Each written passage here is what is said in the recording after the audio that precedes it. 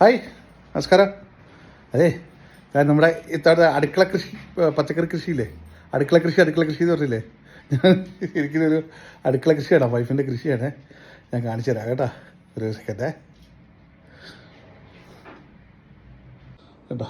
വൈഫിൻ്റെ പച്ചക്കറി കൃഷിയാണ് കേട്ടോ. ഇവിടെ നിർത്തി ആ സാധനത്തിൻ്റെ ഒരു ഫ്രണ്ട് കുവൈറ്റിൽ നിന്ന് വന്നപ്പം കൊണ്ടു കൊടുത്ത 2 ഉണക്കമുളക്, പഴയ ഉണക്കമുളക് കൊണ്ടുവന്ന് നമ്മുടെ ഉണക്കമുളകിൻ്റെ അതിൻ്റെ വിത്ത് എടുത്തിട്ട്, എരിവുള്ള കുറേ പച്ചമുളക് കൊണ്ട് കൊടുത്താൽ അതിൻ്റെ ഓരം പഴുത്ത് ഇപ്പോൾ വിത്ത് എടുത്തിട്ട് ഇവിടെ വെച്ചിരുന്ന് ഉണ്ടാക്കിയതാണ് കേട്ടോ.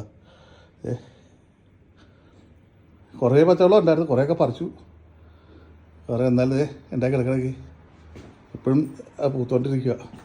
നമ്മൾ കിച്ചണിൽ വെച്ച് പുള്ളിക്കാരത്തി ഉണ്ടാക്കിയെടുത്തതാണ്. എന്താ പച്ചമുളക്, നല്ല അടിപൊളി പച്ചമുളക്.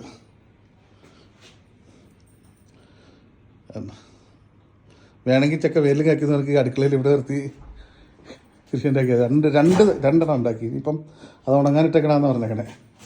പിന്നെ അടുത്ത കൊല്ലത്തേക്ക് നമുക്ക് പോട്ടിയിലേക്കൊക്കെ പോവുകയാണെങ്കിൽ പോട്ടിയിൽ കൊണ്ട് കൃഷി ചെയ്യാമെന്ന് പറഞ്ഞുകൊണ്ടിരിക്കുക. അപ്പം എല്ലാം പറഞ്ഞ കണക്ക്.